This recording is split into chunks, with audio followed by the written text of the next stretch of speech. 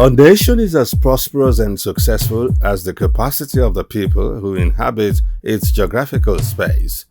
It is evident from the foregoing that for the Nigerian nation to enjoy accelerated development, her educational curriculum must be top-notch. On today's episode, we engage with the promoters of a non-profit organization who observed a gap in Nigeria's educational curriculum and took constructive steps to address it. Welcome, Mr. Babafemi Elaturoti, Executive Director, Creative Holiday for Societal Development Initiative. Now, your project, non-profit project, Africa Creative Holiday, what is it all about? Creative Holiday Africa is organized by Creative Holiday for Societal Development Initiative, a non-governmental organization based in Ibadan, Nigeria. Okay. The purpose of the Creative Holiday program is to help our young ones discover their talents and gifts and be able to maximize their gifts in order to be able to create decent living, economic living for themselves in future.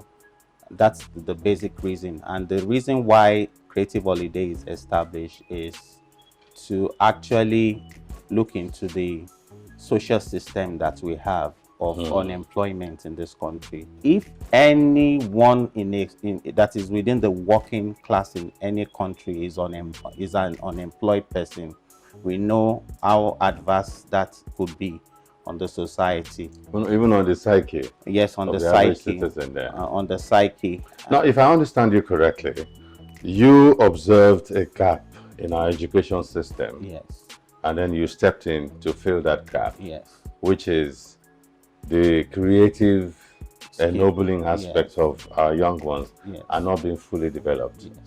Now, what gave you this impetus? Did you have an experience growing up while you were going to school that exposed you to the creative bit and you found it rewarding now, or what? How did you arrive at this idea? Well, I looked back to my childhood days. Okay. When I got enrolled in primary school. And at that time in Nigeria, the curriculum that was being run in our school at that time factored in so much of creative skills development for the child. In specific terms, give us a list. For example, I was exposed to music when I was young. Musical instruments. How to sing, how to play musical instruments. I was greatly exposed to that. I was exposed to fine arts. Okay. And there were other forms of creative art that we were exposed to when I was like craft, like dance, and so many like that. But that was the point where I looked inwards and I discovered that I even had more than that. But it was just an opening that was given to me. And creativity is a concept and it's an embodiment. Yeah. It's a gift that you can actually function in diverse areas of creativity once you are creative. Can be deployed to different areas. And if we look at the scriptures, let's say taken from Genesis, God created the heaven and the earth. Yeah. And God was an epitome, or is still an epitome of creativity. He made us in his own image and his own likeness. Yeah. So to say that every individual, everyone born on this earth has come with that gift of creativity. So everyone is capable of being a creative being. Yes, it's most natural. It's just that oftentimes that creative essence that is latent in every individual is not led out. It's not led out. Platform of expressions are either not created or ability to identify and polish it is not provided for the individual. Yes. And this is the gap that your non-profit organization has set out to address for the society. Now, I understand that you're looking at creativity not only from the area of art and crafts, as most of us would normally assume. You've also extended it to science, technology, engineering, mathematics. Yes. How do you reconcile that? Okay, creativity in its own definition is a process of imagination, and being able to use our imagination to create value. And when we talk about value creation spans all facets of life, all fields of endeavor. In engineering, in architecture, for example, architects will design buildings. It's done creatively. Engineers also will go into their They laboratories, solve problems for society. for society. So it's all about imagination. So that's why creativity is not solely linked to the arts, as many have Misconstrued. misconstrued. Creativity has to do with imagination and application So the creativity can be applied to virtually every area of human endeavor. Somebody told me, and I've since then observed the society, and I've seen that it's actually true, that your technical ability, even when you're a genius, will take you some notches. But creative input into what you do, whatever it is you do, when you apply creativity, innovation, it catapults you into greatness. Yes. And I've seen that. I've observed the lives of very successful people, and I've seen that this is just the thing. Ability to think outside the box most of the time and apply creative thinking. So it's a good thing that you're trying to do for society. You got our interest when we saw the area of science, technology, engineering, mathematics. Most people will think of mathematics and engineering as logic-based, which we often term as left brain. So when you say you're bringing the right brain concept into it, you become intrigued and fascinated. Now you'll be able to explain that to us. But in specific terms, what do you do? Because to many of our viewers, all of this will just be sheer intellectual exercise. We need to break it down into concepts that the average viewer can relate to. Okay. So this is your organization. Is it a training organization? Is it a moral outreach organization? Is it a creative tutelage organization? Or what is it that you do in specific terms? Okay, Creative Holiday took critical look into the school curriculum, and we discovered that creativity is not actually taught in many of our schools because of a major factor, the policymakers. Now, let's backdate it to the time of the colonialism in Nigeria. The curriculum that we run in our education system today was handed over to us by the colonial masters, with little review and modification. Exactly. It's just like saying Nigeria is using the 1999 constitution, and we are not actually looking at it to pattern it to let me interrupt you. When you say that creativity is not being taught, yes, I don't want to agree that it's actually that old, because in your time and in my time, we were exposed to a lot of creative essence in the area of sports, music, arts. We had theater troupes. We even had games and sports on a daily basis, whereas most schools don't even have playgrounds these days. We had pottery. I did pottery in primary school. Wonderful. I did in secondary school, while the girls were doing their own craft and knitting and what have you. So we were taught how to use our hands, how to create with our minds, how to create with our hands. At some point, we lost it as a society. And so if we're advocating, we're saying schools should bring back those artifacts and those substance into our modular content. But that's for the policymakers. Let's restrict ourselves to Africa Creative Holiday. I assume that you have these young minds only during the holidays by way of organizing boot camp. Sure. So what's the duration? Well, the duration of the program is just 4 weeks during the summer holiday. Okay. Now, there are 3 basic holidays that we have. We have the summer holiday, which takes place around the end of July, August. We have the Christmas holiday, and we have the Easter holiday. Do you utilize each of those holidays, or yes, we utilize each of those holidays, but our major boot camp is during the summer holiday, which lasts for how many? For 4 weeks. 4 weeks. 4 weeks. 4-week program. Unbroken. Yes, unbroken. The children come to camp, and we have quite a lot of programs. You camp them for 4 weeks, Well, or they bring them every morning. every Their parents morning, take them back in the it's evening. more like a camp for them. Yeah. The parents bring them every morning and come to pick them later in the evening. All right. So what age group are we looking at here? Well, we cover age 6 to 18. 6 to 18. Yes. All right. And how does one's child access the training opportunity or exposure? Okay, we actually organize Creative Holiday to bring in instructors, professionals, Yeah. in the areas of the creative courses that we have, and we carefully select our instructors. Most of our instructors, because it's an NGO, most of them volunteer to also help the children of the society. So they facilitate the training pro bono. Exactly. So we have different courses that the children can learn, and once they come on the program, for example, we have music. No, we'll come into those nitty-gritty. Okay. Coming up. That's part of it. So based on the data you gather from the interview session, you place the child in particular courses. What are the kind of courses that are on the menu?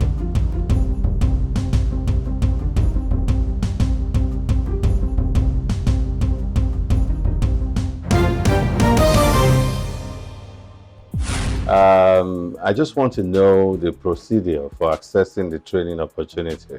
Okay. Are we supposed to be on the lookout for an advertisement or some radio jingle? How do we know when the training program is around the corner, and how can one access it? Okay, the training program, the mode of advert, we have 3 modes of advert. We have the radio jingle advert, which is always aired around June or July for the main boot camp. We also have the flyers that we distribute to schools and create the awareness. Okay. And selected schools or all the schools? Well, for now, because of the population that we can only cope with, we just select schools. Okay. We select schools. So what other forms of awareness? We use SMS and WhatsApp messaging for those within our sphere of influence. Okay. So parents within our sphere of influence, family members. So they could actually also bring their children to join. So do they obtain forms? Yes. How do they register for the course? Yes, the forms we have are in 2 forms. We have the web-based form, and we also have the printed form. So at that time you're going to show people how to register. Exactly. So, okay, now I've registered, because we don't want we need to manage our time. Okay. I've registered. What will I be getting? Okay, once you register, at the point of registration, because we believe that every parent should know the natural ability in terms of talent of a child. You've been with this child since inception. So we run a kind of session where we would like to know the areas of strength of a child through the parents. Okay. We interview the child separately. We first interview the parents, because we've had instances when a parent will decide the course that a child should take on our program, and the child will disagree on maybe 1 or 2 of the courses, and we say, this is what I want. But at the end of the day, how do you resolve that? At the end of the day, we tend to listen to what the child is trying to say, because the child knows his innate ability. Absolutely. Far more than anybody else. More than anybody else. True. So that's the way, at the point of registration. So you do a kind of profiling by interviewing and... Yes, we do that. Do you administer questionnaires, or is it just oral interview? Oral interview. Okay. Because of the number of people that are waiting to also register. Okay. So, but we give some adequate time to parents and the child. Those who conduct this interview, are they trained to know how to place the child based sure. on his responses? Oh, sure. We have trained professionals in the area of career development that actually are in place to make inquiries from parents and the child, so that we can actually know. We've had instances where a child will opt for a course, Yeah. and within 2 days the child loses interest, and probably the child sees a friend of his or hers in school going for a course and says, okay, I think I want to change to this course. Yeah. Then, well, we still allow the child to. Oh, really? So you really leave that latitude for the children? Yes, because they must be happy on the program. They must be fulfilled on that program. So we just give them that free opportunity to experiment and exactly. Fumble and wumble. Exactly. Because that's part of growth process anyway. That's what we do. That's part of what. So based on the data you gather from the interview session, you place the child in particular courses. What are the kind of courses that are on the menu?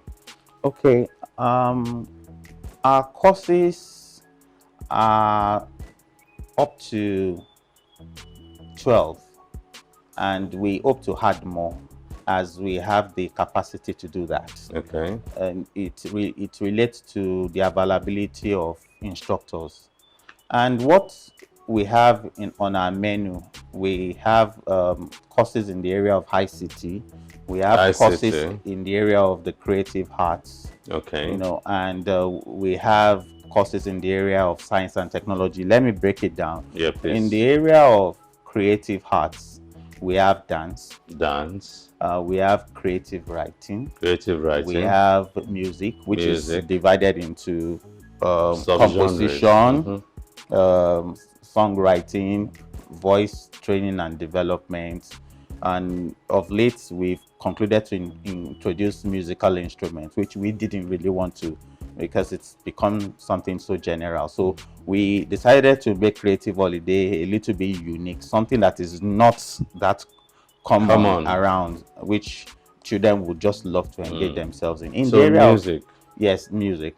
So in the area of science and technology, we have robotics, we have coding. Oh, really? We have coding, we have robotics. You actually teach coding and robotics? Yes, we have artificial intelligence. Yes, well, we are moving towards artificial. Because that's where the world is headed exactly now. We are moving towards artificial intelligence gradually, because it's one area of science and technology that is still novel, that's still relatively new around Africa. Yeah. So we have volunteers a lot in that area who are concerned about the development of coding and robotics, which impacts on the intellectual development of a child. So that's part of what we coding have. Coding is taught. Yes, coding is taught, and coding is the basis of even the apps that we have today. Many of these apps, the software, web development, everything stems from coding. Yeah. So coding is the foundation. Is the foundation of what we teach on the science and technology. And in the area of engineering, it's still the robotics that we still anchor, because it's STEM, science, technology, engineering, and mathematics. We group the four together. Yeah, because there are points of convergence. Exactly. It's a convergence kind of concept. Yeah. So, and we have the creative hard skills. And also we have the soft skills. Soft skills also is in the field of creativity, in terms of being able to derive requisite skills in the area of morals. Okay. Basically morals and attitude within the society. We know that things like social intelligence. Social intelligence is there. Financial management is part of what we do under soft skills. I'm excited about the soft skills. I'm excited about the other ones too, but much more about the soft skills, because people don't recognize that technical skills is just 25% of what you need to succeed exponentially in life. You're right. The soft skill, things like emotional intelligence, things like social intelligence, self-awareness, ethics, Yes. Communication skills, Yes. personal grooming, Yes. and also your mind, how you can guard, control, and deploy your mind. These work better for you than technical abilities in many instances and regard. Whether we're talking about career growth or entrepreneurial success, or even in terms of social success in the society. So I'm excited that you've incorporated that into your training, because if you train them about creative abilities and you don't give them that inner strength, inner grounding, they're still going to be like drifters on the waters. So kudos for what you do, you and your team members are doing. Thank you very much. We also learned that because we spied on your activities before we invited you over to come to our studio, and we discovered that you also train these children in the art of filmmaking. That naturally will interest us, being people who operate in the TV and movie sector. But you have not mentioned that. Well, it was a program or course. Let me put it. The course we started in December 2018, and it has come to stay in on our program. We believe filmmaking in its diversity will help the children to be able to appreciate the environment better, to be able to create content, educational content. Our focus last edition of filmmaking we had, that was December 2018. We did a documentary film on human rights, and it was surprising to discover that virtually everyone we interviewed within the society, we went out with the children into the community. In fact, the children never knew they had that boldness and courage to approach people, to interview people. That's part of the value we decided to add to the lives of these children, which they cannot get within the four walls of their school. No book teaches you that. Yes. So when the confidence to approach people. Exactly. And the children did the interviews solely. No adults appeared in the documentary film we did, but we already wrote the script. I'm excited, at what you're doing for the future and the present of the society, as well as the future of those children. But I'd like to know, do you have alliances, collaborations, or partnerships that you're involved with? Okay, the NGO started in 2015, and we know the system that runs. First of all, show your ability, and let's know your dream, your concept, your idea, put it into use, implement your ideas. Then afterwards, the funding can actually come in when people see what is working. So at the early stage of NGOs, as we understood, and we've had to raise funds locally. Raise funds locally, you mean amongst friends and family? Friends and families, to actually start that program, so that the essence of that program, the impact the program is expected to make in the lives of the children, is actually going to be enticing to any donor organization that we may approach. Coming up. So leadership is another thing that you promised that the words would take away from the boot camp exposure and training. How do you go about that?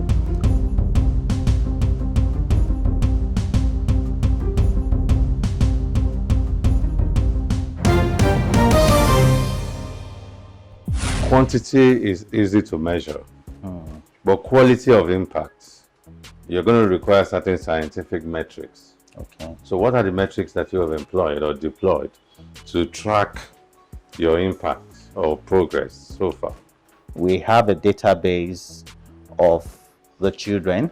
Okay. We have a database of their parents, of the entire family. So it's easy for us to place a phone call and inquire from parents how their children are faring and how their children are utilizing the skills learned on the Creative Holiday program. You actually do that? Yes, that's a kind of follow-up program. And the follow-up program does bring children during the lesser holidays as a kind of mega follow-up. The Christmas holiday, for a short duration, for a very short duration, 1 week, 2 weeks maximum, just to polish them up. just to polish them up. So, and we actually pay visits also to 1 or 2 of them, as we have the opportunity to actually see what they are doing within the home front. And do you cover the whole of the 120 children so far? Well, some of them have migrated based on graduation from what secondary percentage school. of the participants have you been able to do some evaluation, meaningful evaluation and follow-up on? Well, we've been able to do on 60% of them, because that's the purpose of our program. We want the effectiveness. It's not like any other vocational or skills development program that is a one-off kind of thing. Yeah. We have a future plan. We would like to see the children grow up to be responsible adults that are able to economically, engage themselves after school and be able to utilize all the moral skills that we've impacted on them, which is more important than even the skills themselves. Than the creative or technical skills. Because some parents actually, during registration, when we have deep interviews with them, tell us some peculiarities about their children in terms of character, that they would love us to help reshaping their children in certain areas. So that makes us more concerned to want to pay some visits to ask or inquire from parents how their children are doing at home in terms of their behavioral changes, and also being able to use certain skills that they were being taught on the program. Now, in addition to those two, building morals and character, instilling societal navigational values, you also set for yourself an objective to train future entrepreneurs. Yes. How are you going about that? That interests us. Okay. We have what we call the 5-year plan, the Creative Holiday 5-year plan. And we've already designed it in a way that if a child should pass through Creative Holiday for 5 years, consecutive years, it's more like a child has gone to the college or university to acquire those basic skills. Yeah. And every child is expected to take on 2 courses in each year with the follow-ups that we'll normally do. Along the line, we discovered that some children would now like to streamline. They would like to streamline in their best area, which we will now center and focus on by the 3rd or the 2nd year. Let me put it like 2nd or 3rd year. Okay, so the modules are actually spread over a 5-year plan, 5-year period, because we've assumed that if a child joins Creative Holiday during GSS 1 period, we have 6 years in secondary school. So from GSS 1 to SS 2, that should be enough for that child to go through the 5-year plan. And if it's so, how do you go about this entrepreneurial capacity building in the children? Okay. With emphasis on certain entrepreneurial skills like fashion designing. You quite agree with me that fashion designing cannot be a one-off program. Yeah, but that would be a vocational skill. Exactly. So what we actually, because entrepreneurial skill is different from vocational skills. Well, vocational skills will make us entrepreneurs anyway. Not necessarily. I believe entrepreneurship is also part of creating value. But vocational skills would not necessarily make you an entrepreneur. You don't even have to have vocational skills to be a successful entrepreneur. Okay. So we need to drop that for society. A lot of mistakes and erroneous misconstrued.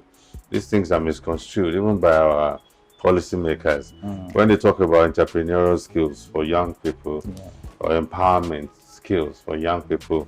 They just give them vocational training, but that's not what entrepreneurship is about.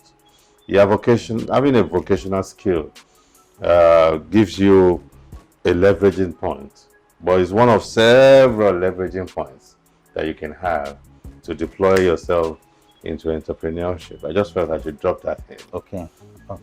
So leadership is another thing that you promised that the words would take away from the boot camp exposure and training. How do you go about that?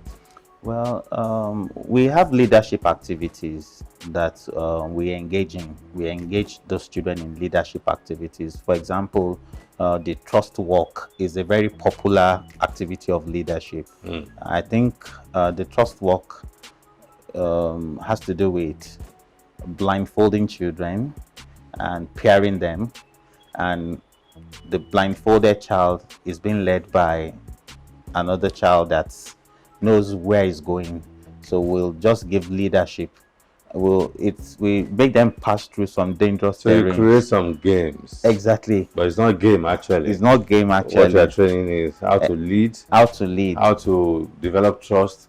And how to be a trustworthy person. Yes. So lessons that are learned from such activities are so enormous. A lot of them will just naturally tell you that leadership needs someone that understands where he is going and can lead a people that has a clear vision. Clear vision to a desired destination without misleading them. We had an instance so funny. We almost had a casualty in one of the leadership trust walk that we had. One of the leaders, because one child that was leading another, was not attentive at that time, and there was a covert close to where they were walking.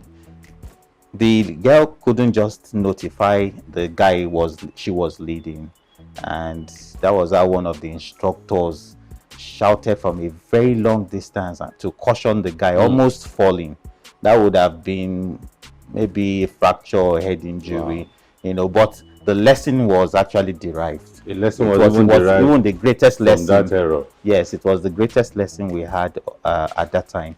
So leadership is very lesson that the children derive from that error. Oh, well, the lesson they derive from that error is that a leader must actually be able to communicate and communicate effectively. The girl was not communicating and the girl also was not confident enough to lead because the guy was older than her.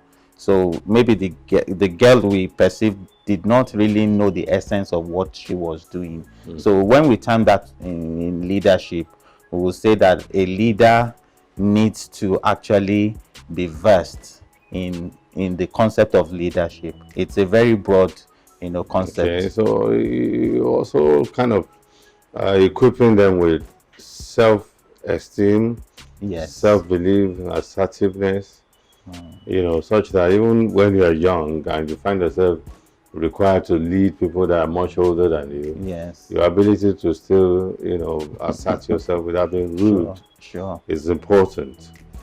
Well, these are not just of lessons, that you're not standing before them to preach those lessons to them. It's more practical. You just embed them in a massive, learning situation. Yes, practical learning. Yes, which for me is innovative, and that's where the world is right now. Immersive learning is what the world is doing now. Young people especially do not want people to stand before them and teach them like they do in the classroom anymore. But they want you to create games, create activities, create different riddles, such that they're having fun, but they're actually learning. And that's another thing I want to applaud your organization for. Thank you very much. Now, before we let you go, you also spoke about you being interested in the future economic situation of these young people. How do you want to connect what you're teaching them, creative skills, leadership skills to future economic prospects? Okay, I think we've gotten a concept wrong in this society, and I will still refer to the kind of educational system that we run in this country, which is streamlined, is not diverse. Life on its own is diverse. Okay. We have a society with over 250 ethnic groups. Yeah. Nigeria is a diverse country. And now, going out of our own sphere to other parts of the world where our children of today will still migrate and still, operate in other climes. Now, I see a creative holiday program helping children discover and maximizing their natural talents. That's one. Number two is that the curriculum I mentioned the other time. No, I'm interested in the national prosperity Yes. thing that you Yes, I'm trying to get somewhere. Oh, okay, you're building. Yes, I'm building towards on the that. point. Okay. So when our students, let me put them as students this time around, Yeah. graduating from the universities, when they complete their university education, they have majority of them, they have no other thing to offer than that certificate that they were being issued. So our school system trains people to work in the industries, to look for jobs, work in government, okay. And the jobs are not even there anymore. Yeah. So when we have that crisis, you find out that those colleagues of theirs, or those children in quote that will survive the unemployment crisis, will be those that have one skill, one economic skill or the other, and you discover that skill that they can convert into economic gains. And you discover that most of the schools of nowadays hardly will teach children creativity and skills that can help them to engage themselves economically later in life. Like my own example, like your own example. The millennials don't have this opportunity of going through the school curriculum that we both went through. And you find out that many of our schools are just mushroom schools. So that's why many of these children graduate and they are not able to fit into the society. So now the national prosperity blueprint that we have starts from skill acquisition to national prosperity.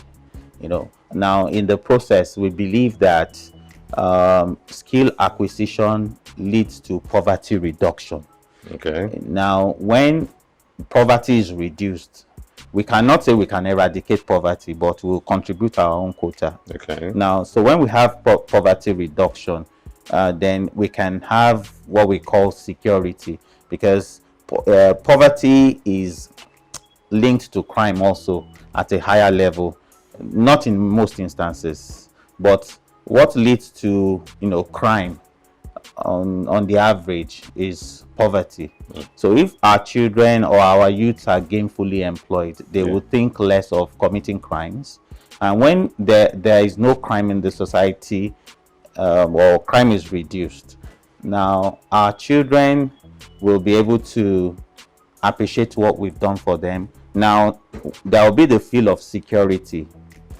Everybody will feel secured. We have this Boko Haram issue in Nigeria today. We once had the issue of the Niger Delta militants at some point, and we still kidnappings all over the country. Have kidnappings all over the country. If government had done what they were supposed to do in this line of our own initiative, we would have had crime minimized in our society. So when crime is minimized in a society, you discover that investors will want to come in and partner, establish businesses, and we have a ripple effect. Yes. So employment will be available. Yes. When investors come into a country, that brings about economic advancement in the society, and more gainful employment also follows that, because once you establish businesses, you are going to employ people that have skills also to be able to work for you. So people will be able to earn decent living, and that leads to national prosperity. So that's our national prosperity blueprint, starting from skills acquisition. From skill acquisition to poverty reduction, Yes. to crime reduction, Yes. to security, having a secured Yes, secured environment. And when that happens, investors will come in. And of course, the skill acquisition that the youths have earlier Yes. can be plugged into. Yes, and even the education or the certificate can now be have gainfully relevance. deployed. Yes. And when everybody is gainfully engaged, yes, then you have a more prosperous society. Coming up. So the national development that you're looking at is in which area? Well, the national because I've admitted now that somehow along the line, you still need to inseminate with government organs. Yes. Along the line.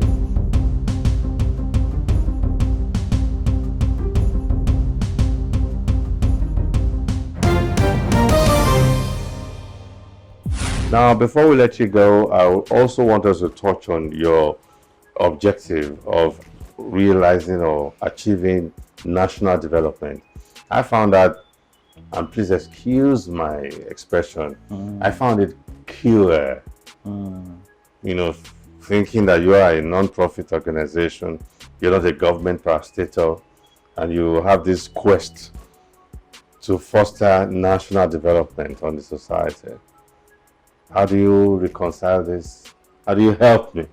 Okay, there's one concept we operate on, taking it from the ground up. I think we need individual responsibilities. As the structure of this country is today, we need people with ideas, individuals with ideas and initiatives. We cannot start it from the top, because those people at the top, our policymakers, our politicians, they are bereft of ideas, and that has been for quite a long time. When you bring up ideas and you take it to the policymakers, most of them don't even have the basic understanding of what you are trying to do. And we know most of our politicians are not really there to serve. You know, so that's the frustration that many people have when they have ideas. But I think non-governmental organizations, as the name implies, non-governmental, we can still also make an impact in national development. In national development, because there is always a coalition. We have the Nigerian Network of NGOs, which is a strong body that Creative Holiday can also relate with. When we have great ideas that impact on national development, we can come together, collaborate, and have a voice, and take that voice to the government and paint pictures to them of the prosperity we're talking about. And we can take it to that same government. Yes, take it to that same government. If a government in power is not seeing, you know, the potential or the results that can be garnered from what we're doing, I think another government is going to come. But I think what NGOs normally will do is to collaborate at our level and also try to get funding. And when something is working, it will be the toast of many of these leaders that we have. Success always has many friends. Exactly, and they will want to. You look, we've seen in the past that governments will like to hijack ideas. True. And there's nothing being hijacked. We only need our society to develop. And that's our concern at Creative Holiday. We only just want to see the national prosperity. So whoever wants the national development that you're looking at is in which areas? Well, the national... Because I've admitted now that somehow along the line, you still need to inseminate with government organs. Yes. Along the line. So whichever way, we still can't bypass in entirety the government organs. Okay. In terms of our quest for national development. Okay. I just thought I should clarify that. Okay. So which area in specific terms are you looking at when you talk national development? Okay. I will practically say that the policymakers and our politicians, I group them together, should And actually, our civil service and as our well as civil the public service, service and civil exactly, service. should actually look inwards, as we also will advocate to them that they should look into the school curriculum and try to bring what we call creative education, which will impact on the teachers, which will impact on the pupils and the school system. That's why I mentioned taking it from the ground up. I think the change that we want to see, like Mahatma Gandhi once said, that the change, you are the change that you want to see in the world. And the change does not start from the top in our system. We need to actually start making the change or bringing the change. And when people see the change in its little way and it's laudable, it's something that can impact positively. Everybody wants prosperity, but the understanding of, you know, how it works and how it's arrived at, you know, by those top. You seem to be advocating development that is individual centered. Not really. Rather than infrastructure centered. Well, I believe that there has been great neglect by my own experience, and I believe every child neglect of the creative skills development in the younger generation. No, we're still talking. I mean, there's no doubt about that. Yes. I think we're done with that. Okay. I'm interested in exploring your national development objective. Yes. And I want to understand how you have been going about achieving that objective, or you've been going about pursuing that objective. Okay. So, listening to you in a short while ago, you seem to be interested in be the change. Yes. Mantra, which is let's focus on the individual. When you develop the individual, you will develop the society.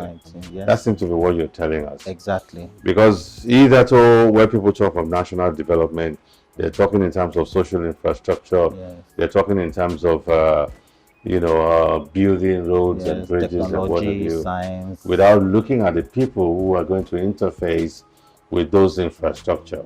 But one novel thing that your organization is advancing or postulating right now is the fact that development without taking cognizance of the individual person is going to bring us back to ground zero. Yes. So I just want to know if that's the mindset that you are propagating. Okay, that's actually the mindset that we're propagating, because come to think of it, Nigeria has a population of about 190 million, and if you check the poverty index, the World Poverty Index, as of last year, 95% of Nigerians still live in poverty. And if you look at that statistics, it's so enormous. And it's like Nigeria sitting on a keg of gunpowder, waiting to explode. And looking at the society we belong to, even, you know, going into communities around us, driving along the road, the streets, you see poverty every day. And the people in government don't really seem to know or have the solution to this problem. So the national prosperity blueprint that we have has taken cognizance of the large population. And I think if individuals within Nigeria, individuals are empowered, you know, in diverse areas that can impact on national development, it's just a matter of time. It's a process that we are starting. And as we are going along with this process, all stakeholders will be expected to come along on board with this process, and the international community also seeing what we are doing, you know, can also give a voice, can also enlighten our young ones, our leaders, to tell them that, look, this is the pathway to prosperity. There's nothing a nation can do with just focusing on one commodity, which is the certificate. You need to involve and engage your people so that they can also add to the economic development, of any nation. And Africa being a continent that is labeled backwards, I think Nigeria, is even so-called the giant of Africa, should rise up to this task to make sure that Nigeria and Africa is industrialized within the shortest possible time. We need to do this. It's our responsibility. It's your responsibility. It's my responsibility. We need quite a lot of initiatives that can... It's a task that must be done, because we're sitting on a ticking time bomb. Exactly. And that will consume all of us. Exactly. It's already consuming us. Yeah, it is already consuming us. There is high rate of insecurity in this country. It's already consuming that's us. linked to economic issues, you know. I totally agree. I think we need to do something about. Well, I believe those who are custodians of the society are listening and watching us right now, and we pray and hope that they will understand that the concept of development is not for governors or senators to travel outside the country to say they're looking for investors. I always laugh when I watch news programs and you see all of them abroad pitching investors to come and invest in their state or in their country or their locales. You don't need to preach to investors. Currency will flow in the direction where it can be reproduced. Yes. So the lesson to learn from what Africa Creative Holiday is doing, and I must say that the work you guys are doing is applaudable, it's commendable, it's something we need to celebrate, it's something we need to advocate, and it's something that our government needs to replicate across several boards around the country, which is that development, national prosperity must focus on the individual person. It must be people-centered. Develop the people, and you will see your society develop. Yes.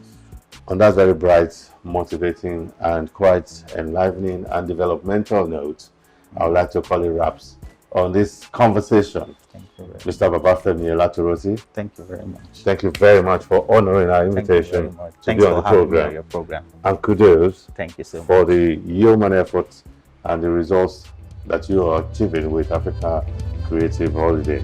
Thank you very much. We wish you the best of endeavors Thank you so much. in all of the endeavors that you have set for yourself. Thank you very much. On that note, we'd like to call it wraps on the program today. Thank you very much for being on the other side and patiently being involved in the conversation. Until we come your way next time.